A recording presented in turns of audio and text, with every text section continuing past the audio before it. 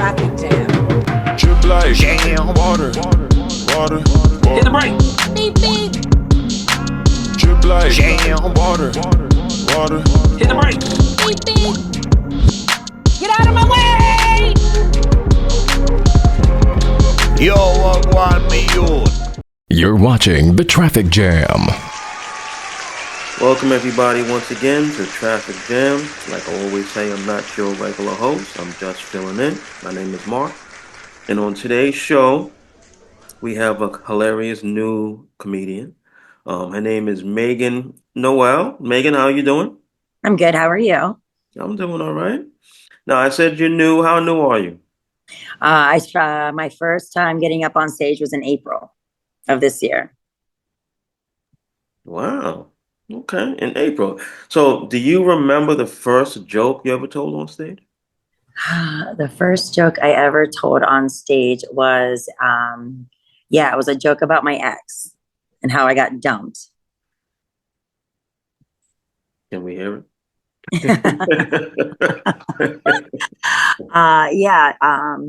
So I was dating this hand model and he dumped me via text.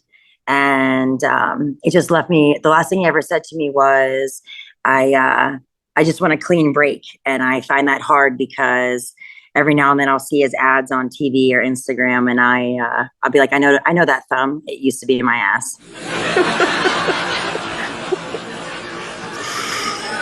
Oh yeah, it's a classic. And now, like, go ahead. No, how big of a laugh does that get? It hits every single time. And I'm so toxic that I still text him and I talk shit to him and I thank him actually because it lands. It lands better than a Boeing. All right, so when I speak to comedians, right, I usually ask about their first time on stage, and almost unanimously, everyone says their first time on stage was amazing. They killed it, and they caught the bug. But then they tell me usually the next time they go back, they bomb. Now, have you ever bombed so bad that you second guessed even doing stand-up? No.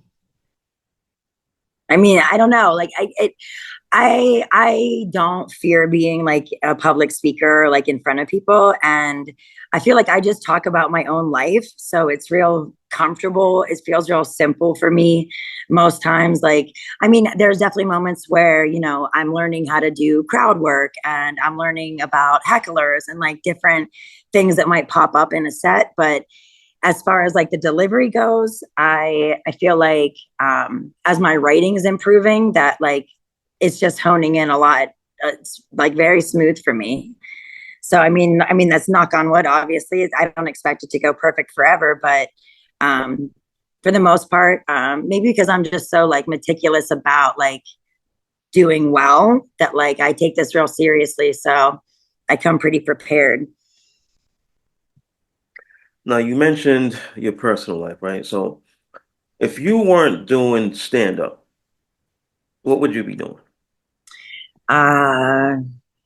Well, I'm a flight attendant, so I travel a lot and I like to just check out different cultures, and I'm a foodie, so I'd probably be like maybe blogging about that, or I don't know, yeah, just different things that enlighten life.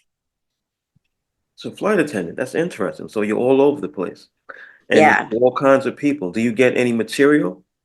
Oh, absolutely. Absolutely. Go ahead. No, what's one thing that you got that's really hilarious that you got from a passenger or someone at the airport or?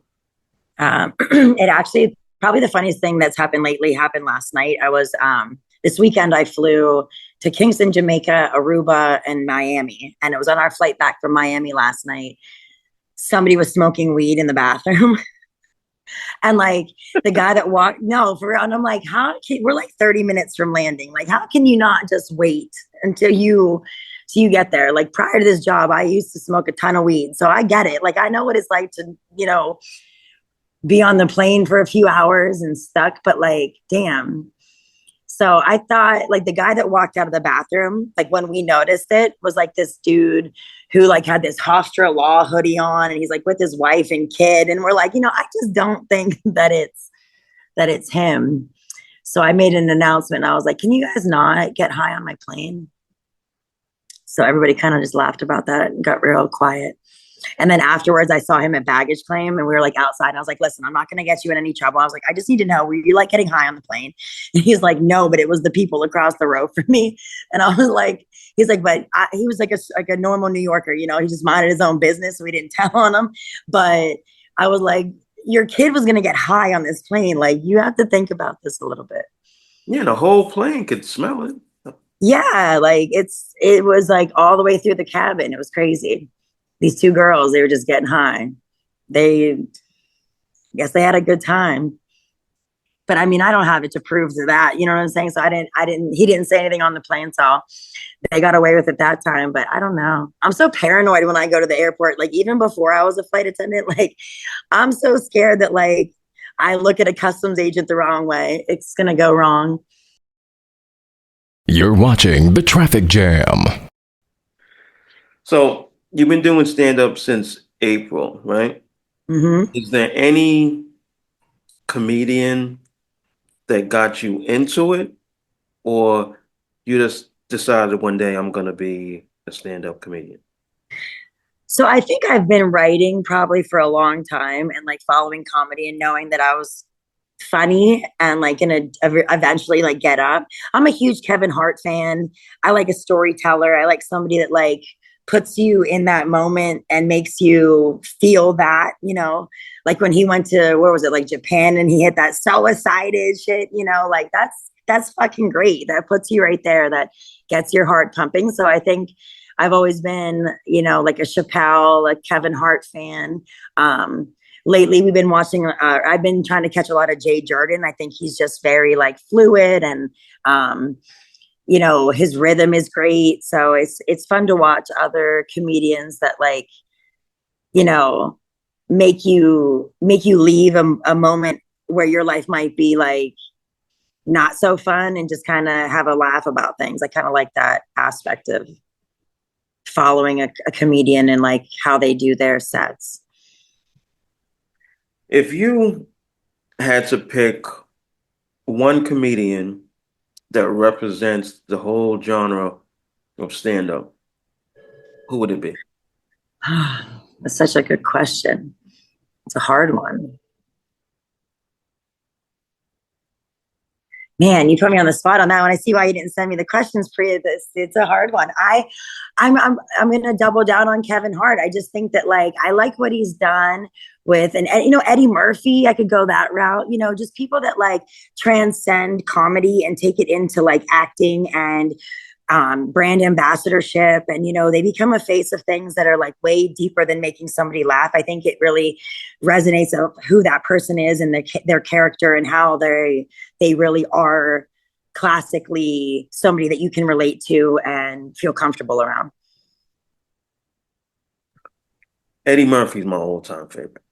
Yeah. He's my favorite. Yeah. Can't go wrong with Made in America, Welcome to America, Coming to America. I'm a little high, don't mind me. Like so good. So good. And we grew up on that stuff where like you watch these comedians come from like doing stand-up to like when DVDs and movies and shows became a thing, and doing like actual comedy on mainstream TV that a lot of people tuned into it about. I think that's cool to watch that transition in life. I think, I grew up in a time where it makes comedy very present in everybody's life at this point. So that's cool. Now, being a female, you might have some insight to this. This is something I always had a curiosity about. I do not, and there might be a couple out there, but I can't even name three, but I do not see a lot of female comedians doing impressions. Why do you think that is? Mm. Because I think it's hard enough to be a female in this industry as it is. You're always taught as a woman to be a certain way. You should be prim and proper and pretty and quiet and like, the very much gate kept idea of a woman for a while. And it's hard to be somebody that like pushes an envelope that, makes somebody says some raunchy things, or, makes fun of their sexuality or their sexual encounters. Cause, men can have 100 bodies, but if a woman has more than 3, then no one's interested in us, or, we lose our sexual equity. And so I think that it's to be a woman in comedy it takes a lot of courage and a lot of like vulnerability that it's hard to be yourself in. But I think that the women that do it and that do it well, really kind of do some really big things lately. Did I answer your question? I think I trailed off on that one. Well, I was asking because I see there's a comedian named Vaughn DeCarlo, and she does this. Impressions. Yes, that's where we're going with impressions. She does a Kamala thing, right? Yeah. Impression. She like lip syncs Kamala and kind of looks like her, and she tries to make it funny. But I don't see many female comedians doing impressions of people. Yeah, I definitely agree with that. I'm glad you brought that back around because it's funny you say about the Kamala. There's a girl that's a regular at the Stand, Sienna Hubert Ross. She does a phenomenal Kamala lately, and she's getting a ton of views on it. And I think that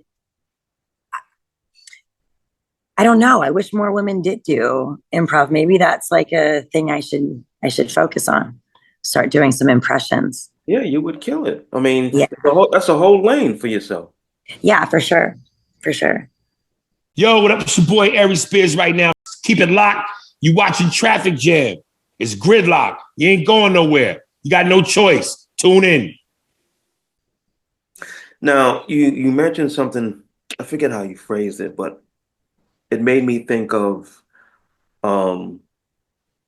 things that are not fair in society, right? There are certain stereotypes that women have. Like you mentioned, that's what it was. You mentioned the bodies that women have. Like if you have 10 bodies, no one's going to want to talk to you. But if I have 50, I get patted on the back. Right. What do you think is like that in stand-up for women that's not fair?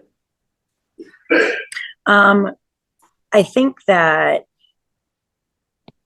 the sheer number of like men versus women comedians period makes it difficult for women to get on stage. You really have to be funny as a female. Like you can't, like, I feel like there's a lot of guys that can just get up there and like just talk, like say anything, but if a female gets up there, like the crowd's a lot harder on her.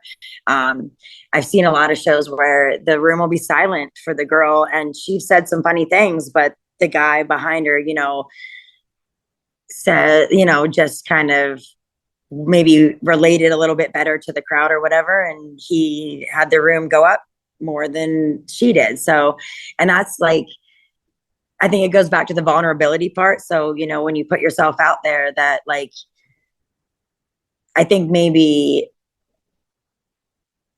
women might, I'm speaking broadly because for me, I'm not necessarily so shy about being up there, but like, I feel like maybe some women internalize the negativity of it more. So that might be harder for them to get back up after a bad night or, just to be in a room of guys. Some girls can't float in a circle of guys. And most of these comedy sets and shows that you're on is just, I've sometimes been the only girl on a show, and I don't know these guys. I don't have anything to say to them before I get to know them.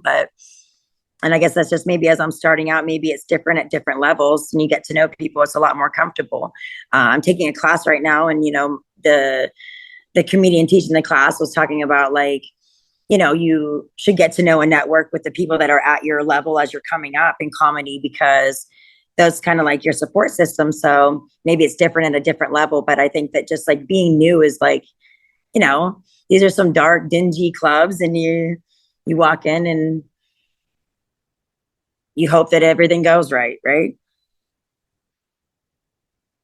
I have heard a couple comedians mention that, like the people they came up with, they're still tight to this day, and they remember, when they used to have those, shows in these dark, dingy clubs, and three people showed up, and now they're doing arenas, and they're still cool with each other. So that's pretty cool. Yeah. You seem like a natural to me. Thank you. You have I guess it's a gift, right? Yeah, it's for sure a real blessing. So do you think this is something you were born to do, or you learned how to do it and it comes off as it's natural for you? I think that I've been through a lot of things in life, and I've always been someone that can find the positive aspect in even the shittiest of situations. And I think that's what you really have to do to be good in comedy. You have to be able to like take your pain and turn it into a laugh. And I'm really good at doing that. I try to not take life too seriously. And so I feel like it's just been a lot of right place, right time, shitty moments that became, you turn your test into a testimony sort of thing. And, you just kind of make it like, kind of just branch out from the things that have happened to you. That's why I feel like writing about what I live in my actual day-to-day experiences makes it real comfortable and easy. And so I'm not one that likes to be like, oh, this is what my destiny was to be. Cause I look at my career like it'll go the Kevin Hart level, the Eddie Murphy level, to transcend into other things. So this is a stepping stone for me to, do something that a craft that is extremely fun. And, I love it at this moment. And if I ever stop loving it, I'm not going to do it, because right now it's something that just, use it as therapy moments, and you just kind of run with it. So I think that, yeah, it's a lot of things that have fallen into place to, if you'd have told me when I had this shitty breakup in December that I was going to be able to flip it around and be doing shows and producing my own show in the city, and, about to debut at a pretty big club like in 2 days. So yeah, it's like, it's happening fast, and I love it. Well, congratulations on all of that. Thank you. I just started to do a series called the Traffic Jam Comedy Jam. Volume 1 is on Prime now. And Volume 2 and Volume 3 are already done. But I would love to get you in the next one that I do. You're extremely funny. Hey, thank you. Yeah, for sure. I'd love to do that. What do you have coming up next? Wednesday night, I am debuting at 9 p.m. at the Broadway Comedy Club. The 16th, I am producing the House of Barbie show out here in Bayside, Queens, at Bourbon Street on Bell Boulevard. And then, I'm hoping to see what happens after that. I have a couple shows. I have the show out here in Bayside is a monthly show. I have a couple smaller shows that I'm doing across the city. And yeah, a lot of cool things coming up. And where can people find you on social media? So right now I'm on Instagram at Always Her. That's always with 3 S's, HER. And I'm just starting my TikTok because everyone's on my ass about it. It's, I don't even know, is it on Instagram, TikTok or whatever, but it's Funny Barbie, something like that. Yeah, so I'll link it on my Instagram because I just literally have not started posting there. But I think I'm going to start running with this improv, and you'll see more from me on TikTok. Well, it was a pleasure having you on. Like I said, you are extremely funny. Keep doing what you're doing. Thank you. Thank you for having me. Oh, my pleasure. Come back on Traffic Jam anytime. Absolutely. Love to. Traffic Jam. Drip like jam, water. Hit the brake. Beep, beep. Drip like Jam. water, water. Hit the brake. Beep, beep. Get out of my way! Yo, what want me youth?